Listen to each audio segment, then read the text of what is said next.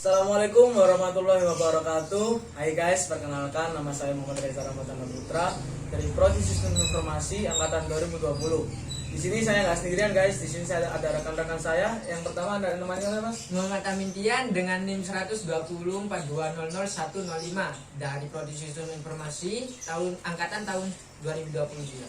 Saya Fitra Abdillah Rahman, NIM 1204 angkatan 2020 juga. Kami dari kelas yang sama, yaitu IAS 0301. Oke, di sini guys kita akan membahas tentang apa itu etika. Yang kedua adalah masalah hukum, dan yang ketiga adalah plagiarisme. Yang keempat ada budaya, kelima ekonomi, dan terakhir ada sosial. Yang pertama di sini kita akan membahas tentang etika. Untuk Mas Amin, saya mau tanya Mas, etika menurut Anda itu definisinya apa? Definisi etika Ya. menurut KBBI ilmu tentang apa yang baik dan apa yang buruk dan tentang hak dan kewajiban moral atau akhlak. Nah, etika merupakan seperangkat moral yang mengatur tingkah laku manusia. Etika merupakan dasar fondasi kemajuan peradaban. Ya. Kemajuan peradaban suatu masyarakat diukur dengan sistem etika yang dianut dan dilaksanakan oleh individunya masing-masing.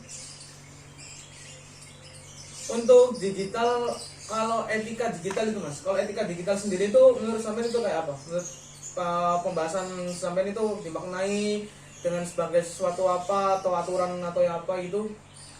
Etika digital itu nama lainnya cyber etik ya, dimaknai sebagai suatu aturan tak tertulis yang dikenal di dunia maya dan sebagai suatu sistem nilai yang disepakati bersama untuk dipatuhi dalam berinteraksi antar pengguna teknologi internet. Etika dalam menggunakan internet akhirnya disebut dengan istilah netiquette yang merupakan singkatan dari network ethics.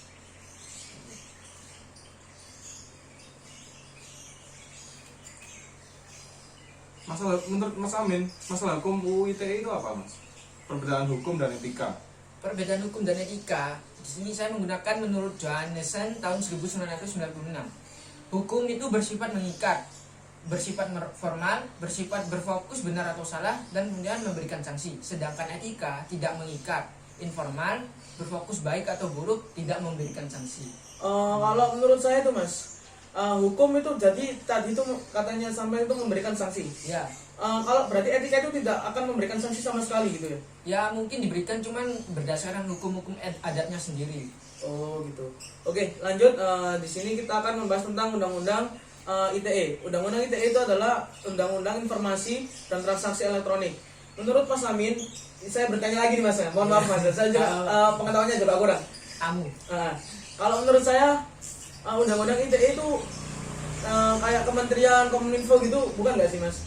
Iya, Kementerian juga. Kementerian Kominfo itu telah mengeluarkan regulasi hukum di dunia maya atau cyber law, yaitu UU Informasi dan Transaksi Elektronik atau ITE nomor 11 tahun 2008. Kemudian dilakukan revisi juga. Oh, revisinya itu kira-kira nomor berapa dan tahun berapa itu Mas? Nomor Undang-undangnya itu? 19 Undang-undang tahun 2016. Oh, undang-undang tahun 2016. Ya. Oke. Di sini hal-hal yang dilarang undang-undang ITE itu apa? Misalkan ada pasal-pasalnya gitu atau Ya. gimana gitu. Yang pertama itu ada pasal nomor 27, yaitu yang dilarang itu melanggar kesusilaan, muatan perjudian, muatan penghinaan, kemudian muatan pemerasan. Pada pasal 28 ada berita bohong dan menyesatkan, informasi yang ditujukan untuk menimbulkan rasa kebencian atau perusahaan individu dan atau kelompok masyarakat tertentu.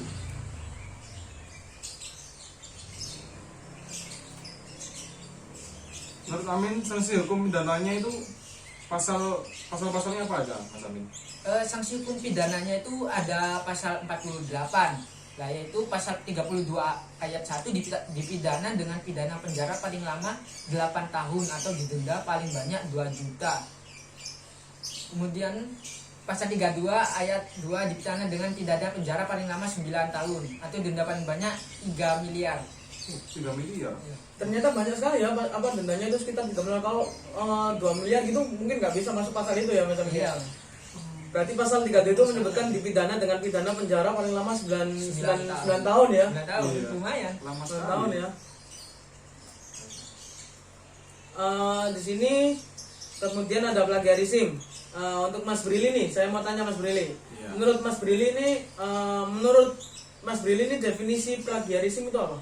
Kalau menurut Permen Diknas 17 tahun 2010, plagiat adalah perbuatan sengaja atau tidak sengaja dalam memperoleh atau mencoba memperoleh kredit atau nilai untuk suatu karya ilmiah dengan mengutip sebagian atau seluruh karya dan atau karya ilmiah pihak lain yang diakui sebagai karya ilmiahnya tanpa menyatakan sumber secara tepat dan memadai. Kalau dari Kamus Besar Bahasa Indonesia tahun 2008 tuh kan ada mas, plagiarisme itu apa, adalah pengambilan atau apa gitu, coba dijelaskan lagi mas ke teman-teman sekalian.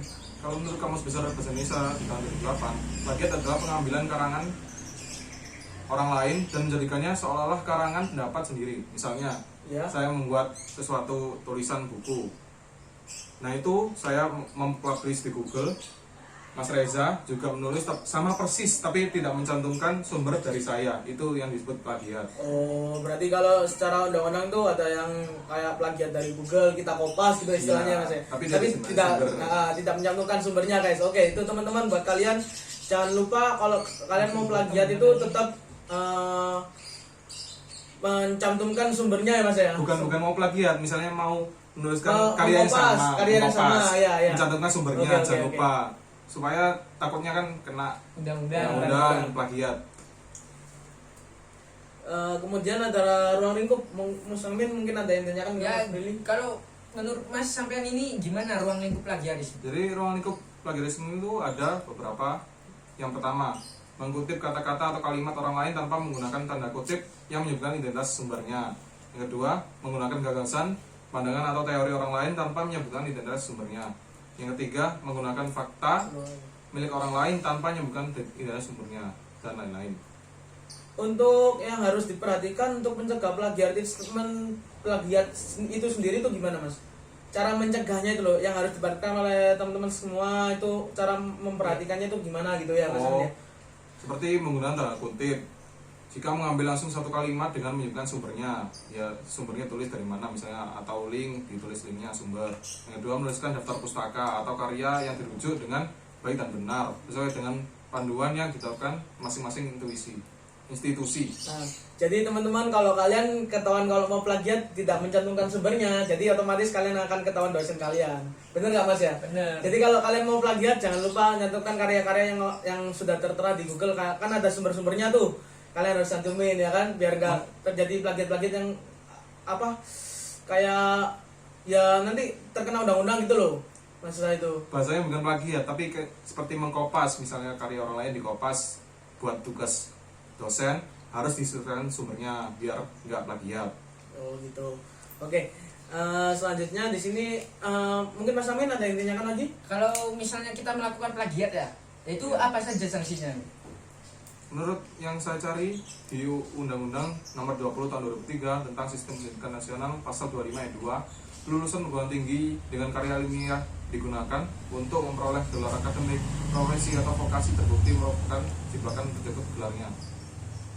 Menurut Undang-Undang Nomor 20 Tahun 2003 tentang Sistem Pendidikan Nasional Pasal 70, lulusan yang karya ilmiah yang digunakan untuk mendapatkan gelar akademik, profesi atau vokasi bagaimana dimaksud dalam Pasal 25 ayat 2 terbukti merupakan jiplakan dipidana penjara paling lama 2 tahun atau denda paling banyak 200 juta rupiah. Lumayan banyak juga ya. Iya, Berarti makanya kita mahasiswa kan, kita kan saling mahasiswa ya, sama-sama Iya. mahasiswa guys. Di sini kita juga mahasiswa dari Institut Teknologi Telkom Surabaya, dari Prodi Informasi tadi angkatan 2020. Jadi kita nggak mungkin kayak kalau misalnya tugas plagiat gitu ya. Iya. Jadi kan kita ada pasal-pasalnya juga, jadi tentang sistem pendidikan nasional ada pasal 30, pasal 70 sorry, ada tentang sistem pendidikan nasional juga pasal 25 ayat 2. Oke, di sini selanjutnya, nah ini mas, saya mau tanya, kita kan sebagai mahasiswa nih, Ya. sanksi apa untuk mahasiswa yang melakukan plagiat itu sendiri? Biasanya sih sanksi mahasiswa plagiat itu biasanya itu teguran Ya. atau peringatan tertulis, penundaan pemberian sebagai hak mahasiswa, pembatalan nilai, pemberhentian dengan hormat dari status sebagai mahasiswa, pemberhentian tidak hormat dari status sebagai mahasiswa yang tadi, pembatalan jasa apabila telah lulus dari proses pendidikan. Nanti bisa-bisa langsung di DO ya karena Iya, plagiat. takutnya gitu. Iya, Makanya berarti bahaya berarti kalau kita plagiat sama tugas-tugas yang diberikan Iya. dosen-dosen kita itu. Hati-hati. Hati ya kalian ya, jangan Iya. sampai plagiat Hati. gitu. Pembatalan ijazah itu pun bisa loh, pembatalan ijazah apabila telah lulus dari proses pendidikan. Jadi kalau kalian plagiat hati-hati, gak dapat, bisa-bisa nggak dapat ijazah kalian ya. Jasa. Oke, lanjut. Di sini ada budaya mas. Mungkin mau tanya ke saya apa itu budaya gitu teman-teman.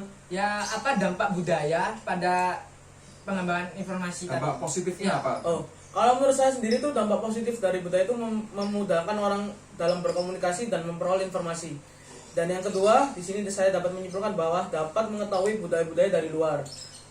Misalnya misalkan kita budayanya Jawa Timur mas ya, Ya. ada adat Jawa Timur, nanti kita bisa apa ya mengetahui budaya-budaya dari luar Jawa yang lain, kayak Sulawesi kita bisa tahu budayanya apa gitu, adatnya seperti gimana Ya, gitu kan. lebih mudah. Yang ketiga saya di sini mempunyai mendorong tumbuhnya proses budaya baru.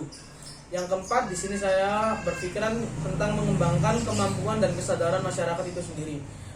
Kalau dilihat-lihat kan masyarakat di sini kan kurang mempunyai kemampuan dan kesadaran diri sendiri. Contohnya Ya, membuang sampah sembarangan gitu kan. Budayanya itu harus diperlakukan sebaik-baiknya gitu loh menurut saya. Dan di sini adalah memperkaya kebudayaan. Di sini kita harus memperkaya kebudayaan kita. Budaya Indonesia itu harus sangat dilestarikan dengan betul-betul gitu. Ya, harus. Harus itu kan. Iya. Kalau dampak negatifnya gimana? Kalau menurut saya dampak negatif dari budaya kita sendiri itu mendorong munculnya kejahatan jenis baru. Mendorong munculnya kejahatan jenis baru, dan yang kedua adalah mempermudah masuknya nilai-nilai budaya asing yang negatif. Dan yang ketiga, mempermudah penyebarluasan karya-karya pornografi. Contohnya kan ada yang viral-viral Ya, itu ya, sekarang. yang di Nggak tahu apalah, ya nggak tahu apa itu di Twitter atau apa gitu. Ya jangan rame-rame di sini, nggak boleh. Gitu kan. Yang kelima adalah mendorong kekejaman dan kesadisan atau disebut dengan violence and goals. Selanjutnya di sini ada ekonomi. Menurut Mas Amin nih, saya mau Ya. tanya, dampak positif dari ekonomi itu apa, Miss? Dampak positifnya dari ekonomi yaitu satu, pertumbuhan ekonomi yang semakin tinggi. Nah, kemudian persaingan dalam dunia kerja sehingga menuntut pekerja untuk selalu menambah skill dan pengetahuan yang dimiliki. Yang ketiga, kemajuan ekonomi dalam bidang kedokteran mampu menjadikan produk kedokteran menjadi komoditi. Kemudian selanjutnya, semakin maraknya penggunaan TIK akan semakin membuka lapangan pekerjaan. Jadi semakin banyak pekerjaannya. Berarti kayak membuka lapangan kerja yang banyak Ya. gitu kan ya, buat Mengurangi pengangguran. ya. Oke, lanjut. Mungkin Mas Brila ada yang tanyakan juga ke Mas Amin gitu. Dampak negatif terhadap ekonomi itu seperti contohnya apa? Dampak negatifnya yaitu satu, dengan mudahnya melakukan transaksi di internet menyebabkan akan semakin memudahkan pula transaksi yang dilarang seperti transaksi barang selundupan atau transaksi narkoba. Oh, Kemudian selanjutnya, hal yang sering terjadi adalah pembobolan rekening suatu lembaga atau perorangan yang mengakibatkan kerugian finansial yang besar.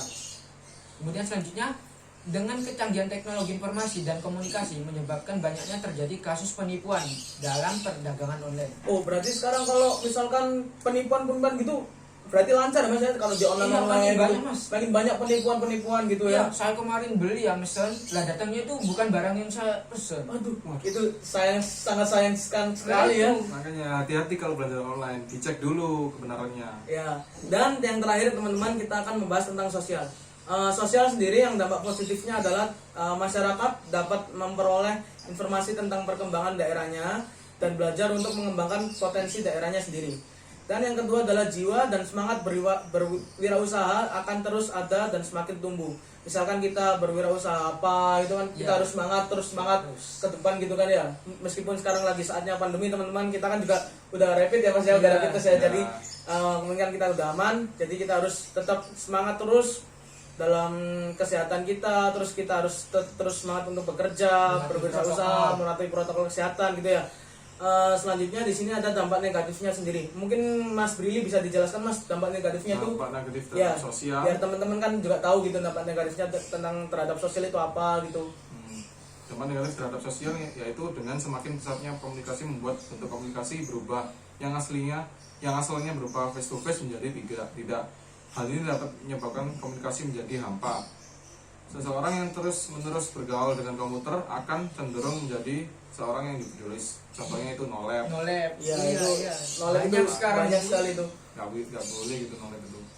Karena manusia itu makhluk sosial. Nah, yang Bukan ketiga, satu sama lain. iya, yang ketiga, dengan pesatnya teknologi informasi baik di internet maupun media lainnya membuat peluang masuknya hal-hal yang berbau pornografi, porno aksi maupun kekerasan semakin mudah. Kemajuan TIK juga pasti akan semakin memperparah kesenjangan sosial yang terjadi di masyarakat antara orang kaya dan orang miskin. Maraknya cybercrime yang terus membayangi seperti carding, ulah cracker, manipulasi data, dan berbagai cybercrime yang lainnya. Nah itu kalau misalnya kalian mau download game crack di Google harus hati-hati, biasanya banyak hacker yang masuk, takutnya kena Ya. cyberpunk. Apa itu? Apa namanya? Malware. Malware, Nah, virus itu, masuk ke laptop Iya. atau PC. Cyberpunk game lah. Baik, sebelum ditutup kita harus minum dulu. Oke. Moga Mas, silakan diminum Mas. Iya. Dulu, Mas. Oke teman-teman, mungkin itu saja yang bisa kami sampaikan semuanya, itu tentang mengenai apa itu tadi etika, ada masalah hukum juga, masih ada Ya. plagiat. Ya, apa itu plagiat nanti kalian bisa cek sendiri di video kita ini. Terus ada tentang budaya, ekonomi, dan juga sosial yang barusan dijelaskan oleh Mas Bri, dampak positif, negatifnya ekonomi itu seperti apa, dampak positifnya budaya seperti apa, sosial juga seperti apa, dan ada dampak negatifnya juga. Oke Mas Brili, Mas Amin, terima kasih banyak untuk waktunya juga ya. Ya. Sama-sama. Oke, kita di sini pamit semuanya. Sekian dari kami. Wassalamualaikum warahmatullahi wabarakatuh. Dadah. Dadah.